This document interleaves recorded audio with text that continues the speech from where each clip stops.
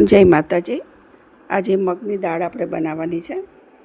મગની દાળ અને ભાખરી, જે આપણે કકરા લોટની ભાખરી કરીએ છીએ ને, તો એની માટે મેં મગની દાળ લઈ ધોઈ અને બાફી લીધી છે અને 2-3 પાણીએ ધોવી પડશે। આમાં પણ ચોખાની જેમ બહુ ડોરું પાણી નીકળતું હોય છે, એટલે 2-3 પાણી મેં ધોઈ લીધી છે અને હવે આની અંદર નાખી અને ચોખ્ખું પાણી નાખી દઈએ।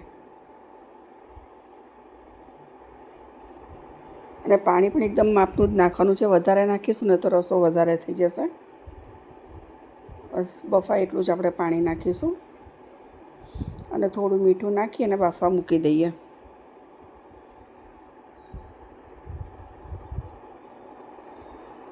જો એકદમ એટલા પાણીમાં એક સરખું પાણી પડ્યું છે તો સરસ બફાઈ ગઈ છે, વધારે પણ નથી બફાઈ અને કાચી પણ નથી રહી। તો પાટિયાની અંદર વઘાર કરી લઈએ। પાટિયો થોડો ગરમ થઈ ગયો એટલે મેં અંદર તેલ નાખી દીધું।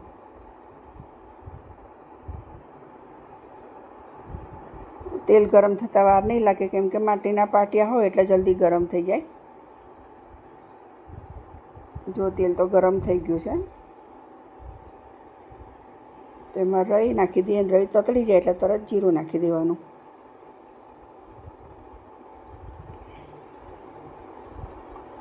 અને હળદર નાખી અને હળદર, મરચું, મીઠું બધું જ મેં આની અંદર લઈ લીધું હતું ને એમાં પાણી નાખી દીધું હતું। એ મિક્સ કરી અને એને શેકાવા દઈશું। સરસ સતળાઈ જાય પછી આપણે ટમેટાં નાખીએ અને લીલા મરચાં નાખીએ। નાની કટકી કરી છે એ નાખીશું। હવે આને પણ થોડી વાર માટે થવા દઈશું। સરસ મસાલામાંથી તેલ છૂટું પડે ત્યાં સુધીને આપણે એને સાતળવા દઈશું।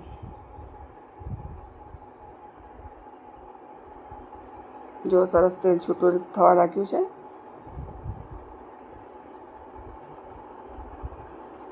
થોડી ખાંડ નાખી દઈએ। ટમેટાં નાખ્યા છે અને ખાંડ તો આમે બધા શાકમાં નાખું જ છું। મિક્સ કરી લઈએ। ટમેટાં પણ સરસ એકદમ સોફ્ટ થઈ ગયા છે, એકદમ સરસ તેલ મરચું ઉપર આવી ગયું છે। તો હવે દાળ નાખી દઈએ।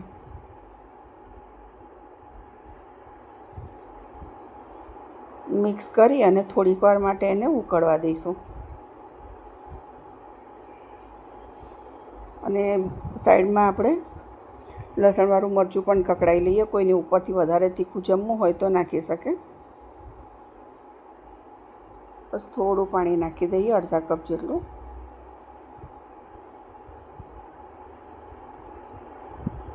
જો સરસ ઉકળે છે અને એને તેલ મરચું ઉપર આવવા લાગ્યું છે।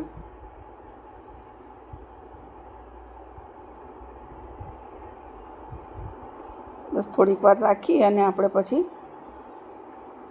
કકડાયેલું મરચું તૈયાર કરી લઈશું।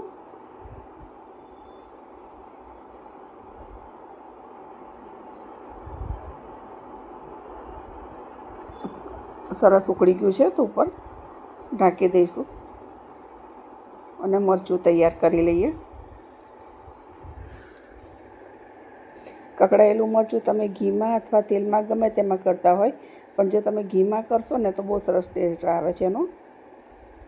તેલમાં પણ કરી શકાય, ઘણા લોકો લગભગ તેલમાં જ કરતા હોય છે, પણ એક વખત ઘીમાં કરી જોજો, બહુ સરસ લાગે છે। તેલ એકદમ ગરમ થઈ ગયું છે એટલે એની અંદર લસણવાળું મરચું નાખી દઉં અને થોડું પાણી નાખવાનું, એટલે મરચું આપણું બળી ના જાય। 1 ચમચી જેટલું।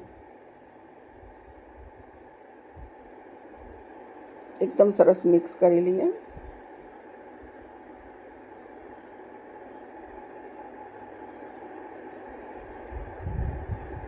ચપટી મીઠું નાખી દઈશું। બસ હવે ગેસ ચાલુ કરીને થોડી વાર સતળાવા દઈશું।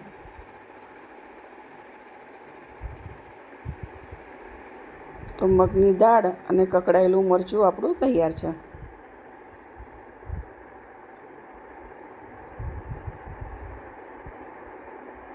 મળીએ બીજા વિડીયોમાં। જય માતાજી।